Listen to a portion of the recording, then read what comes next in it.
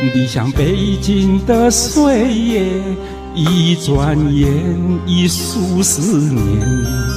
我蹒跚的步履，从未想要回，因为我拥有你的美。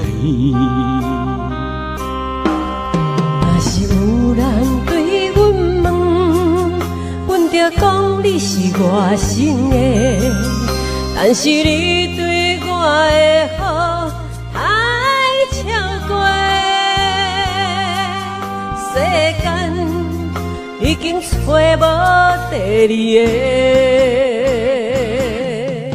如果没有你的泪，我的板凳儿生了灰，叫我怎么能坐着擦干你的汗